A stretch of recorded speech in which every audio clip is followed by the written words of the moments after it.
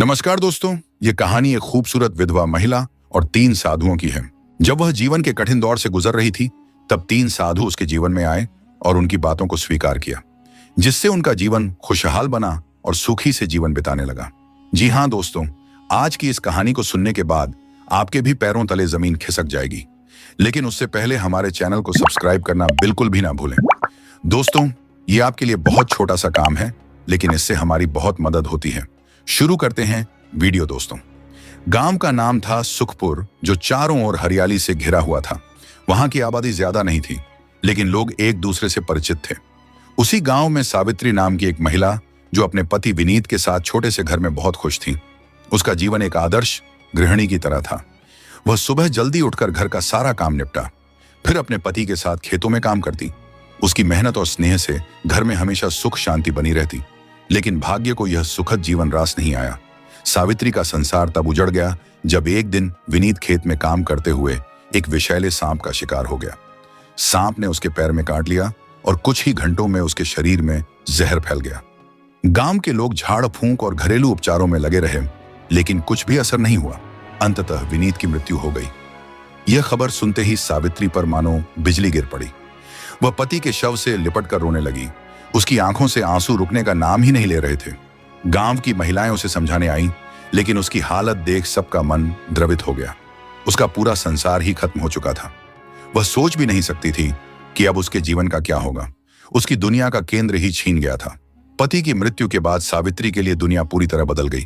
पहले जो रिश्तेदार और पड़ोसी उसे सम्मान देते थे, वही अब उससे दूरी बनाने लगे। एक विधवा का जीवन कितना कठिन हो सकता है, यह अब उसे समझ में आने लगा था। गांव के कुछ लोग ने उसे सहानुभूति दिखाई, लेकिन अधिकतर लोगों ने उसे मनहूस मान लिया। अब वह अकेली थी, असहाय थी, और गांव में ऐसी मान्यता थी कि किसी स्त्री के विधवा होने का कारण केवल उसके पिछले जन्म के पाप होते हैं। गांव के कुछ अधेड़ पुरुष उसे घृणित नजरों से देखने लगे। पहले जो उसे सम्मान देते थे, अब वही उसे हवस की नजरों से घूरते। वे उसकी लाचारी का फायदा उठाने की कोशिश करते। एक दिन जब सावित्री अपनी जर्जर झोपड़ी के बाहर बैठी थी, तो उसने देखा कि गांव के बाहरी मार्ग पर 3 तेजस्वी रश्य चले आ रहे थे। वे दीर्घ सफेद दाढ़ी और भगवा वस्त्र धारण किए हुए थे। उनके चेहरे पर दिव्य आभा थी और उनकी आंखों में अपूर्व शांति झलक रही थी। गांव वालों ने आरशियों के आगमन की सूचना पाते ही उन्हें घेर लिया। सभी श्रद्धा से उनके चरणों में झुके और आशीर्वाद की याचना करने लगे। गांव के मुखिया ने विनम्र स्वर में प्रार्थना की, महाराज कृपया कुछ समय के लिए हमारे गांव में ठहरे। हमें आपके आशीर्वाद और ज्ञान की अत्यंत आवश्यकता है। तीनों रसियों ने सहर्ष सहमति दे दी। तभी उनकी दृष्टि पास बैठी सावित्री पर पड़ी। उनमें से सबसे वृद्ध अर्षि ठहर गए। उन्होंने सावित्री को ध्यान से देखा और बोले, यह स्त्री अपार कष्ट से घिरी है, किंतु इसका भाग्य विलक्षण है। गांव वाले हतप्रभ रह गए, जिसे वे अभागिन और शगुनी मानते थे। उसके भाग्य को रसियों ने विशेष क्यों कहा? कुछ लोग संशय में पड़ गए, तो कुछ उत्सुकता से रसियों की बातों को समझने का प्रयत्न करने लगे। सावित्री स्वयं भी चकित थी। वर्षों से जिस समाज ने उसे हास्य पर रखा था, आज उन्हीं के सामने एक रश्य ने उसके भविष्य को असाधारण घोषित कर दिया था। उसके मन में असंख्य प्रश्न उठने लगे। यह रश्य कौन है और मेरे भाग्य के विषय में ऐसा क्या देख लिया? इन्होंने क्या मेरा जीवन सच में बदलने वाला है? तीनों साधु गांव के बीच स्थित एक प्राचीन मंदिर में ठहरे। यह मंदिर वर्षों से वीरान पड़ा था, लेकिन उनके आगमन से वहां एक नई ऊर्जा लौट आई। गांव वाले बड़ी श्रद्धा से उनके प्रवचन सुनने आने लगे, मगर सावित्री को मंदिर में प्रवेश करने की अनुमति नहीं थी। हर बार जब वह मंदिर के द्वार तक पहुंचती, गांव के लोग उसे दुत्कार कर भगा देते। रात को जब सभी लोग अपने घर लौट गए, सावित्री हिम्मत जुटाकर मंदिर के पास पहुंची। वह असमंजस में थी। क्या सच में साधु उससे मिलना चाहते? क्या उसे भी मुक्ति का अधिकार है? धीरे धीरे उसने मंदिर के भीतर कदम रखा। दीपक की मध्यम रोशनी में तीनों साधु शांत भाव से ध्यान मग्न बैठे थे। जैसे ही सावित्री उनके सामने पहुंची, तीनों ने अपनी आंखें खोली। कुछ देर की नीरवता के बाद एक साधु, जिनका नाम वशिष्ठा अंध था, बोले, पुत्री, तुम हमसे क्या चाहती हो? सावित्री की आवाज कांप रही थी, पर उसने साहस जुटाकर कहा, मुझे समझ नहीं आता कि मेरा जीवन इतना दुख क्यों है। मैंने किसी का क्या बिगाड़ा है? तपोमूर्ति देवानंद मुस्कुराए और बोले, इस संसार में कोई भी दुख अकारण नहीं आता। तुम्हारे पूर्व जन्मों के कर्म ही तुम्हारे वर्तमान जीवन को प्रभावित कर रहे हैं। लेकिन घबराओ मत, हर कर्म को नए कर्मों से बदला जा सकता है। सावित्री की आंखों में आंसू लकाए उसने कंपर में पूछा, क्या मैं अपना भाग्य बदल सकती हूं? ज्ञान साधक, शरणानंद ने उत्तर दिया। मगर इसके लिए तुम्हें कठिन परीक्षाओं से गुजरना होगा। क्या तुम तैयार हो? सावित्री ने बिना किसी संकोच के उत्तर दिया। मैं हर परीक्षा के लिए तैयार हूं, वशिष्ठा अंध ने गंभीर स्वर में कहा। कल सूर्योदय से पहले तुम गांव के बाहर वाले पीपल वृक्ष के पास आना। वहीं से तुम्हारी असली यात्रा आरंभ होगी अगले दिन। यह खबर पूरे गांव में जंगल की आग की तरह फैल गई। लोग अलग अलग अनुमान लगाने लगे। क्या आर्षी उसे कोई वरदान देंगे या कोई श्राप कहीं? यह स्त्री पूरे गांव के लिए संकट का कारण तो नहीं बन जाएगी। कुछ लोग उसे सहानुभूति से देख रहे थे तो कुछ अब भी घृणा से। मगर सावित्री को इन बातों से कोई फर्क नहीं पड़ा। रात के समय वह गांव के बाहर जंगल के किनारे पहुंची। वहां पहले से ही तीनों साधु वशिष्ठा, अंध देवानंद और शरणानंद खड़े थे। हवा में एक रहस्यमय शांति थी। वशिष्ठा अंध बोले, पुत्री, तुम्हें इस जंगल में पूरी रात अकेले बितानी होगी। यदि तुमने भय को पराजित कर लिया तो तुम पहली परीक्षा उत्तीर्ण कर लोगी। सावित्री का दिल जोर से धड़कने लगा। घना जंगल, अंधेरी रात और अनजान खतरे, यह सब सोचकर ही उसकी रीढ़ में सिहरन दौड़ गई। लेकिन उसने अपने भीतर के साहस को समेटा और भर दी। तीनों साधु जंगल के अंधकार में लुप्त हो गए। अब वह बिल्कुल अकेली थी। जैसे जैसे रात गहराने लगी, जंगल का माहौल डरावना होता गया। सूखी पत्तियों की सरसराहट, उल्लू की भयंकर आवाजें और हवा में अजीब सी फुसफुसाने लगी। अचानक उसे महसूस हुआ कि कोई परछाई उसकी ओर बढ़ रही है। उसका दिल जोर जोर से धड़कने लगा। क्या यह कोई जंगली जानवर है या कोई आत्मा? उसके पैर कांपने लगे।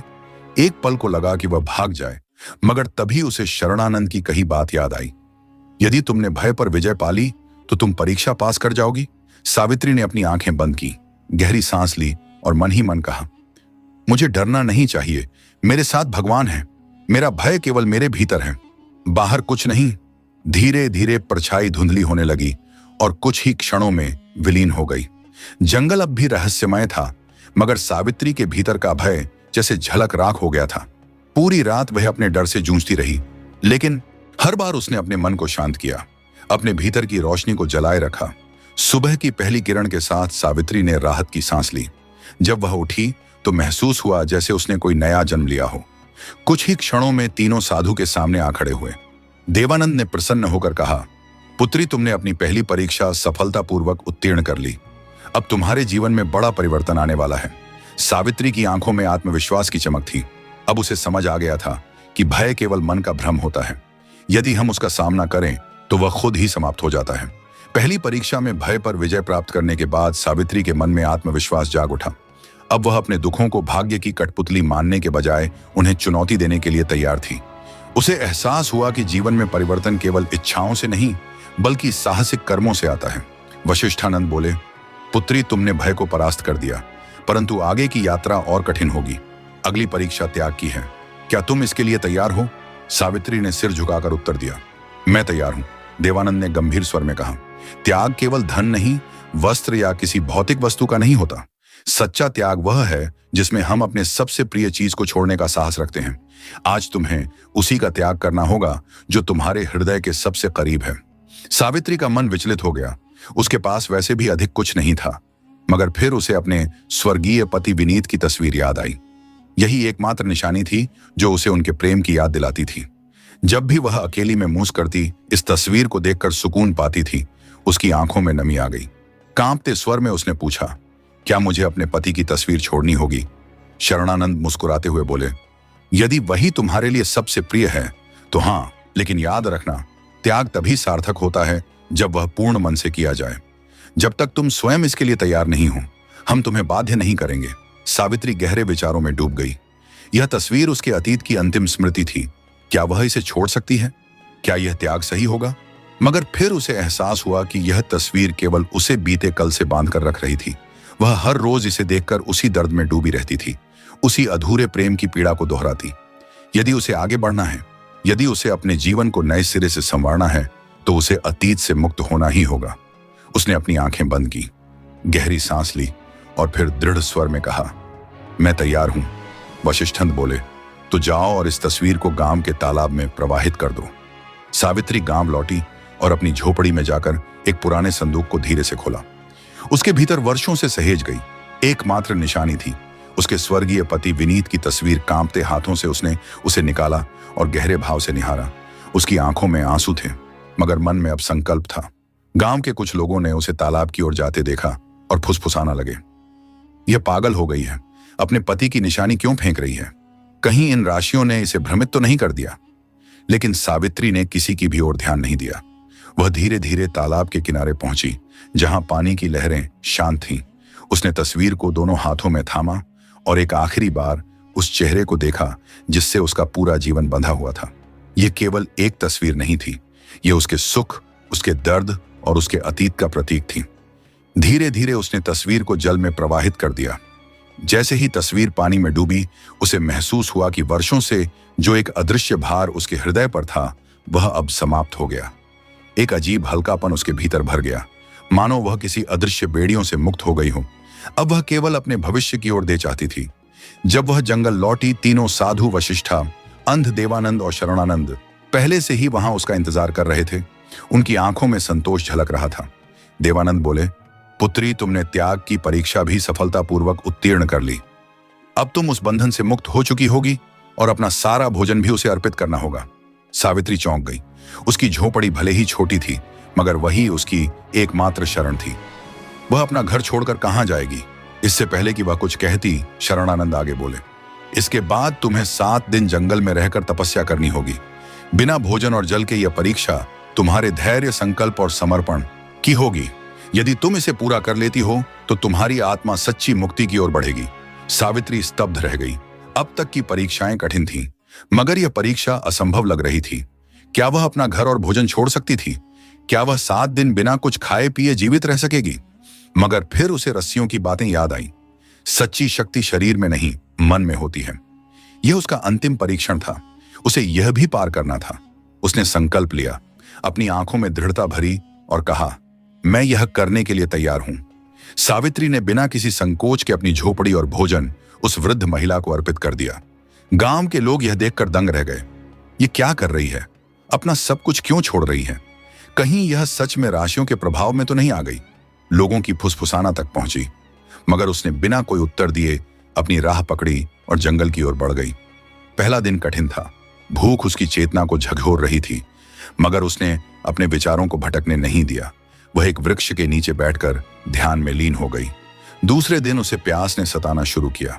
होंठ सूखने लगे, शरीर थकान से भर गया, मगर उसने अपनी इच्छा को वश में रखा। उसने स्वयं को समझाया, यह बस शरीर की एक परीक्षा है, आत्मा को इससे क्या लेना देना। चौथे दिन उसे लगा कि अब वह और सहन नहीं कर पाएगी। सिर चकराने लगा, दृष्टि धुंधली होने लगी, मगर तभी उसे रस्सियों की बातें याद आईं। सच्ची शक्ति शरीर में नहीं, मन में होती है। यह सोचते ही उसे अपने भीतर से एक ऊर्जा का प्रवाह महसूस हुआ। उसने अपनी चेतना को शरीर से अलग कर ध्यान में प्रवेश किया। 5वें और 6ठे दिन तक वह पूरी तरह ध्यान में डूब चुकी थी। अब उसे भूख प्यास का अनुभव ही नहीं हो रहा था। यह कोई साधारण अवस्था नहीं थी, यह आत्मा की गहराई में उतरने की स्थिति थी। 7वें दिन जब सूरज उगा तो कुछ अद्भुत हुआ। सावित्री की आत्मा एक नई ऊर्जा से भर उठी। उसे ऐसा प्रतीत हुआ कि वह अब केवल एक साधारण स्त्री नहीं रही, बल्कि किसी दिव्य शक्ति से जुड़ चुकी है। 7वें दिन जब सावित्री ध्यान मग्न थी, तब अचानक वातावरण में एक दिव्य आभा प्रकट हुई। हल्की हवा चलने लगी, पत्तों की सरसराहट जैसे किसी दिव्य संगीत का आभास करा रही थी। धीरे धीरे तीनों साधु, वशिष्ठा अंध, देवानंद और शरणानंद उसके सामने प्रकट हुए। वशिष्ठा अंध ने उसे गहरे प्रेम और गर्व से देखा और बोले, पुत्री, तुमने अपनी अंतिम परीक्षा भी सफलतापूर्वक उत्तीर्ण कर ली। अब तुम केवल एक विधवा नहीं, बल्कि एक सशक्त आत्मा बन चुकी हो। सावित्री की आंखों में श्रद्धा के आंसू छलक पड़े, मगर इस बार वे दुख के नहीं, बल्कि आत्मसंतोष के थे। देवानंद ने आगे कहा, अब तुम्हारे भीतर वह शक्ति है जिससे तुम न केवल अपना बल्कि दूसरों का भी जीवन बदल सकती हो। तुम अब अपने भाग्य की स्वामिनी हो, जो दूसरों को भी उनके अंधकार से निकालने में सक्षम है। सावित्री ने महसूस किया कि उसकी आत्मा अब हल्की हो गई थी। वह वही स्त्री थी, मगर अब उसमें एक दिव्य तेज था। शरणानंद ने अपने दोनों हाथ उठाए और आशीर्वाद देते हुए कहा, हम तुम्हें आशीर्वाद देते हैं कि अब से तुम्हारा जीवन सुख, शांति और सम्मान से भरा रहेगा। तुम्हारा यह तपस्या केवल तुम्हारे लिए नहीं थी, बल्कि यह पूरे संसार के लिए एक संदेश है कि हर आत्मा में असीम शक्ति है, बस उसे पहचानने की आवश्यकता है। जैसे ही उन्होंने यह कहा, सावित्री के चारों ओर एक दिव्य प्रकाश फैल गया। ऐसा लगा मानो पूरा ब्रह्मांड उसके भीतर की शक्ति को स्वीकार कर रहा हो। सावित्री ने धीरे धीरे अपनी आंखें खोली। अब वह पहले से अधिक तेजस्वी, अधिक शांत और अधिक सशक्त महसूस कर रही थी। वह अब केवल एक साधारण स्त्री नहीं रही, वह एक प्रेरणा बन चुकी थी। जब सावित्री गांव लौटी तो लोग उसे देखकर चकित रह गए। वह अब पहले जैसी नहीं थी। उसकी चाल में आत्मविश्वास था, उसकी आंखों में अद्भुत तेज था और उसके मुखमंडल पर शांति की दिव्य आभा झलक रही थी। वह अब कोई तिरस्कृत विधवा नहीं थी, बल्कि एक तेजस्वी, आत्मनिर्भर और सशक्त नारी थी। गांव के वही लोग जो कभी उसे अपशगुन मानते थे, आज श्रद्धा से उसके चरणों में झुक रहे थे। उन्होंने उसे सम्मानित किया और अपने मार्गदर्शक के रूप में स्वीकार किया। अब वह केवल सावित्री नहीं थी, वह माता सावित्री बन चुकी थी। उसकी यात्रा अब एक नई दिशा में बढ़ चुकी थी, एक ऐसी दिशा जहां वह दूसरों के लिए प्रकाश बनकर उनका मार्गदर्शन करेगी। दोस्तों, यह कहानी हमें सिखाती है कि परिस्थितियां कितनी भी कठिन क्यों ना हो, यदि हमारे भीतर साहस, आत्मसंयम और सेवा का भाव है तो हम अपने भाग्य को स्व बदल सकते हैं। दोस्तों, मुझे उम्मीद है कि इस कहानी से आपको कुछ सीखने को मिला होगा। अगर वीडियो अच्छी लगी हो तो वीडियो को लाइक और कमेंट में जरूर करें। तो दोस्तों, हम आपसे मिलते हैं किसी और नई कहानी के साथ। धन्यवाद।